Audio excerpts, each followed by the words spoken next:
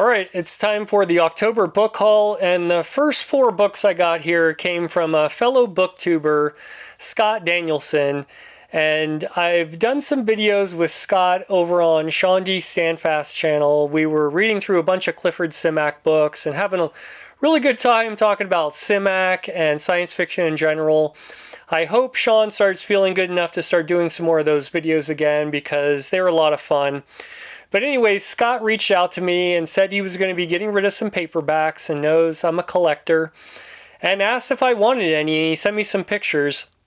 It was a very nice thing for him to do. I picked out four books that looked cool. He boxed them up and shipped them to me for free. So once again, thanks, Scott. I really appreciated that. So the first one he sent was Frederick Pohl, The Gold at the Starbow's End. And this is from Ballantine Books. Been kind of trying to collect everything from Frederick Pohl. This is one I was missing, so really happy to have that. Poul Anderson, The Queen of Air and Darkness and Other Stories. This is a collection of short stories. Got some really good cover art. This is from Signet. And then I got Pain God and Other Delusions. This is from Harlan Ellison. And this is from Pyramid Books. Some of these old Harlan Ellison paperbacks can be kind of hard to find, but Scott just sent it to me, so thank you again. And Charles Stross, Wireless. And this is an author that I have yet to read. I have one other book of his, but that one really didn't get my attention. When I saw this in the pile of books, it sounded very interesting. Let me know if this is a good place to start with Strauss, if anyone has read him. Okay, so the rest of these books all came from some local bookstores, a few online. I also, if you watched my monthly wrap-up for September, I went down to Utah for my 50th birthday, and I was able to stop at a bookstore in Pocatello, Idaho called Walrus and Carpenter Books. This bookstore was awesome. If you're ever in Pocatello, Idaho, you got to stop in and check out the bookstore. It's got books piled up everywhere, a lot of dust, kind of a surly owner, some of my favorite bookstores. And then when we were going through Salt Lake City, we stayed one night there, and I was able to go back to a store I went to in June called the Utah Book and Magazine. And this place is great too. Another big, dusty bookstore full of books and a very interesting owner. I talked to the owner with my wife and one of my friends for a while, and he told us about all the ghosts that are haunting that store. So a lot of these came from those stores. So I got some Ace doubles. We got Brian M. Stableford, The Blind Worm, and Emil Petija, Seed of the Dreamers. And I've mentioned I'm not a huge fan of Ace doubles, but when I get them in really good condition for like $1 or $2, I will grab them, especially if there's authors that I'm interested in, like this one. We got Mac Reynolds, The Space Barbarians on one side, and The Eyes of Boleskine by Robert Laurie on the other side. So really good shape on these doubles. And then the last double I got in this haul here is David Grinnell, Destiny's Orbit, and John Brunner, Times Without Number. Good pulpy artwork on that side. So yeah, I've got quite a few doubles building up without kind of trying. That you just, when you see them in good shape for cheap enough, they're pretty interesting. And then when we were in the Utah Book and Magazines shop, my friend Marcus, who isn't really even into books or science fiction that much, he picked out this, and I didn't want to turn him down. So it's Shellbreak by J.W. Groves. Know nothing about it. He just thought the cover looked cool, and it was $2, I think. Yeah, $2 book. So I went ahead and grabbed that. And then a Heinlein I was missing. I thought I had a copy of this, but The Moon is a Harsh Mistress. This is definitely one of Heinlein's that I really want to read at some point. So good to have that Berkeley edition of that one. And then here's one I know nothing about, A World of Trouble by Robert E. Tomey Jr. Kind of got this one for the cover, but if anybody knows about this book or this author here, this is from Ballantine, let me know. It kind of looks a little fantasy, but it just got a really great cover. And that was really cheap. Then we got Lee Hoffman, Always the Black Knight. This is another one I know nothing about, but had some cool looking cover there. The back kind of made it sound interesting, and this was from Avon Books. Love their stained text blocks there. This one I got at my local store. This is Chelsea Quinn Yarborough's False Dawn. And I believe I've heard Matt at Science Fiction Reads talk about this. It sounds pretty bleak and dark, so when I'm in a mood for something like that, I'd like to give this a go. I have a few books from Yarborough. Not sure where to start with her, though. Okay, I know nothing about it. I think my wife picked this one out. The Universal Prey, Jefferson P. Swycaffer. And this is from Avon. This kind of looks like we're getting into kind of a cyberpunk era with some of the covers that were coming out then. And let's see, this one was copyright 1985, so yeah, could be kind of jumping on the cyberpunk bandwagon, you never know. Then we got a short story anthology edited by Robert Silverberg, The Crystal Ship. And this is from Pocket Books. If I see anthologies edited by Silverberg, I pretty much pick them up.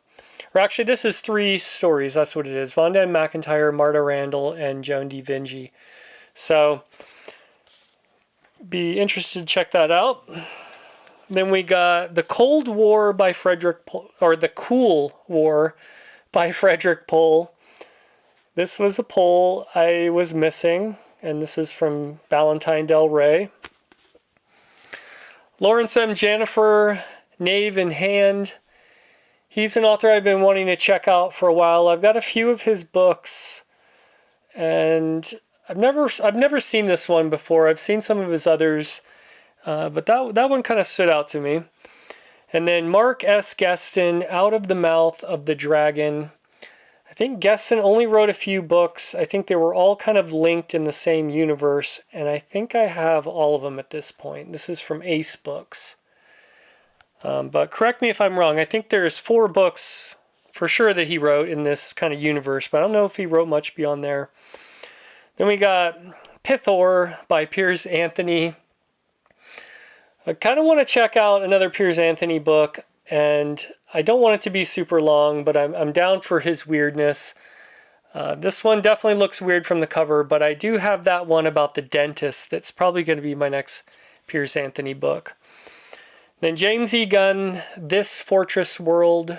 This is from Berkeley Books. And Gunn, he was kind of a student and teacher of science fiction, but also wrote quite a bit. I've only read one book of his so far.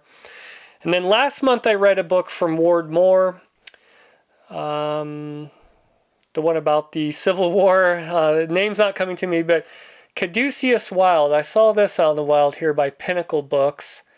And he is a great author. I know he wrote fiction and nonfiction. I think this might, they call it science fiction, but it might border just on general fiction. Analog 6, edited by John W. Campbell. This is from Pocket Books. And I think I have a couple of these now where they started recompiling some of Campbell's best edited works from the Analog magazine and combining them. I think that's what the deal is with those. Then Futures to Infinity. This is 3 kind of novellas by Heinlein, Asimov, and Bradbury. This is from Pyramid Books.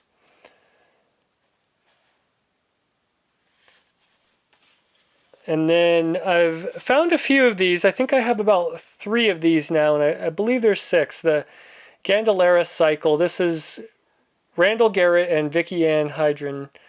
The Well of Darkness. So this is the 4th book. And these, basically, it seems like they kind of serialize the novel in 6 parts. They're all pretty thin, but I believe they all just form one big story. The Robot Who Looked Like Me by Robert Sheckley. This is from Bantam Books. And this one I found in really, really good shape. I've read one book from Sheckley and I really did like it. Can't wait to read some more from him. Speaking of Silverberg editing anthologies, we got Alpha 8. I've been looking for these Alpha books. This one has a little wear on it, but that's okay. And I think I have about 6 of them at this point. But he usually got a really star-studded lineup in these anthologies. And then a novel by Silverberg. This is Next Stop the Stars. And this is kind of in his beginning days of writing science fiction. I think these stories were a little bit pulpier. This one's from Ace Books. We got a dude punching a 2-headed alligator on the cover, so you can't really go wrong with that cover. And then Kate Wilhelm, The Mile-Long Spaceship. This is a collection of short stories from Kate Wilhelm. And I've been trying to kind of knock out a short story collection each month, kind of reading a couple in between each book, and I might be getting to this here pretty soon. I've read one novel from Wilhelm, but I'd like to see or read some of her short stories. And then Mike McQuay, Memories, and this is one of these Spectra special editions from Bantam Books. There was a kind of a series of this livery you'll see, and I forget how many were in it, but I've got a few of those now. Okay, now we're getting into some interesting ones. I found a couple of these at one store, and then I found some more in another store, so it just all happened kind of randomly. I might have them out of order. But these are books authored by Jacqueline Leitenberg, and some of them were co-written by Jean Laura, and they're called the Simi-Gen novels. This is Rensheim. This is a Daw book after they drop the yellow spine. And you'll notice all of the characters on the cover have some kind of weird things going on with their hands. So that's one of them. Unto Zor Forever. This is from Playboy Press. Once again, some interesting things going on with the hands. And I forget how many novels are in this series. Zellerod's Doom. And it was really random. It was almost like synchronicity. I found 2, and then the next bookstore I went to locally, I found some more. And I think this is the one that caught my attention because it was a Daw yellow spine. This is called Channel's Destiny.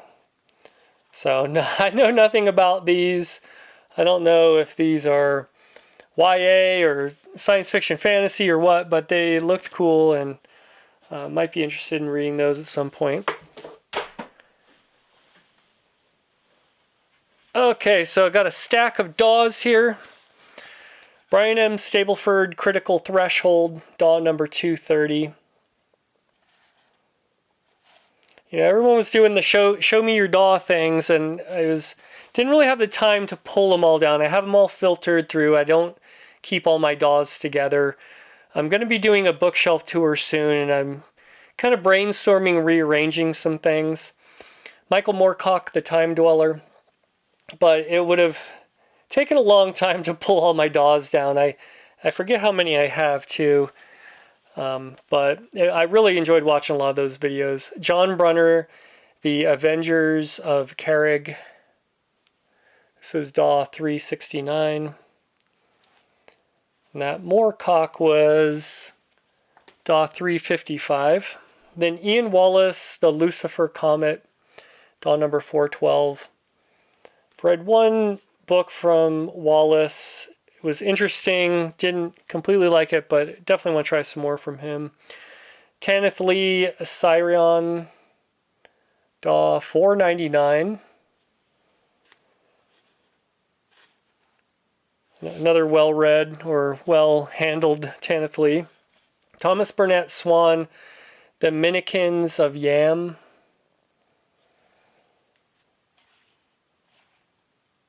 Daw 182. Got some really cool artwork with a girl on an ostrich. was really happy to find this one. Barrington J. Bailey, Collision Course, DAW number 43. I think I'm only missing one Bailey DAW edition, and maybe only a few of his, missing only a few of his other books too. I've really enjoyed everything I've read from him. The second book's a Fritz Leiber. I had the first book of Fritz Leiber, so they did a whole nother short story collection here. This is DAW 164. Really kind of, I hate it when people black out the price. It's like they want to charge more but don't want you to see that it was originally issued for 95 cents or something.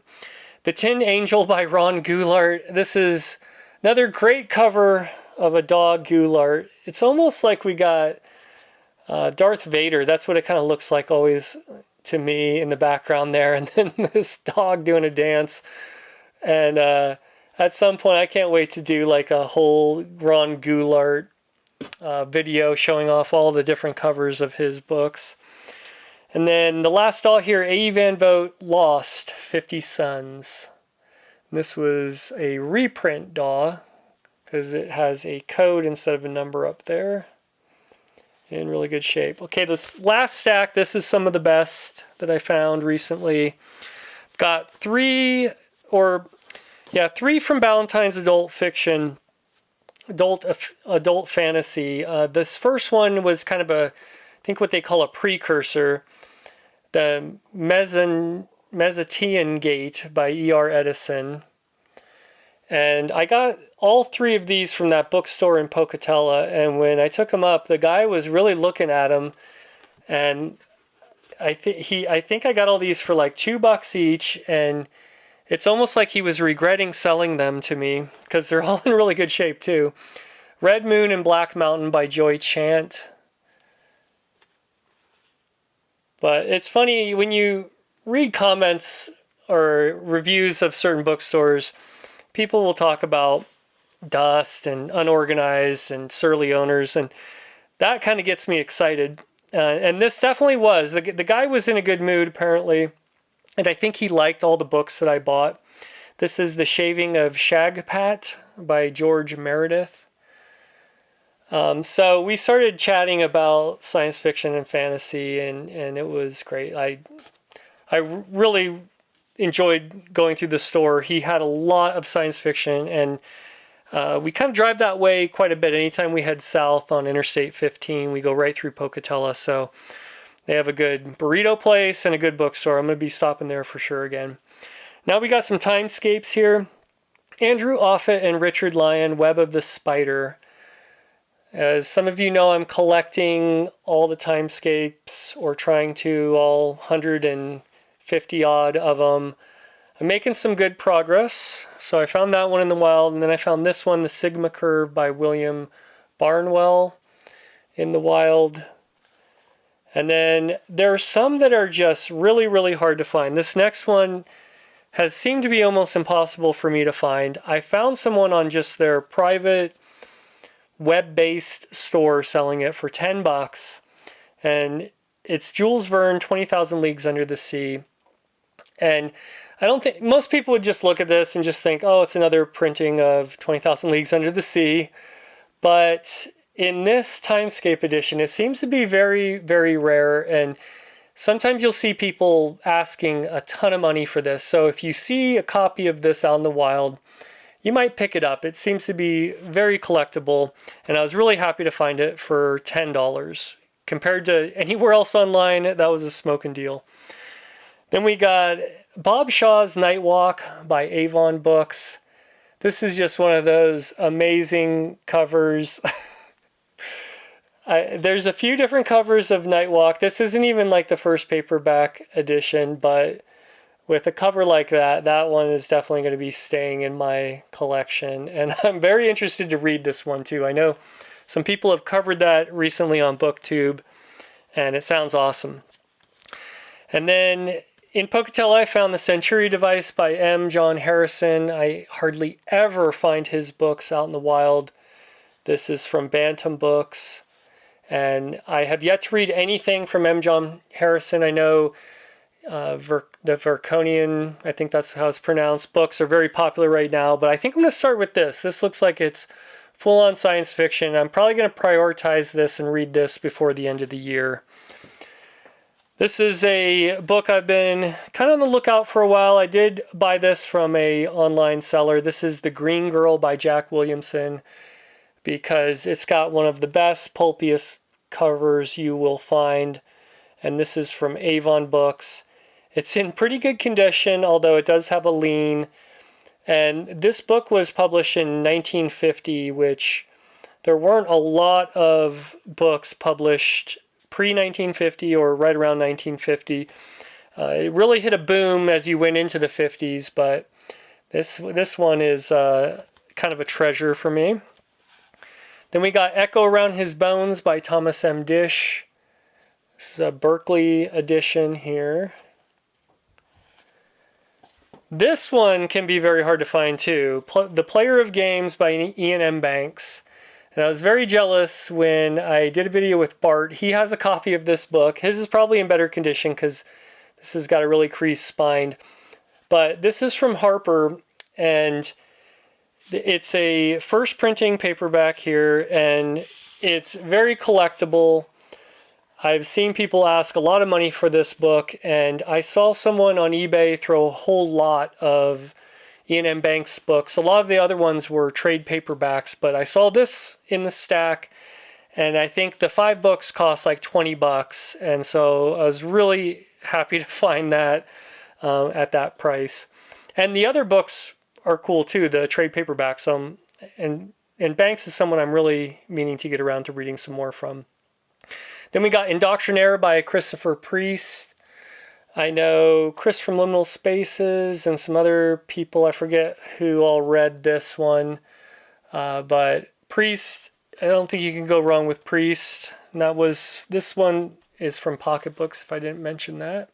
Really good shape here. Looks like Richard Powers cover art.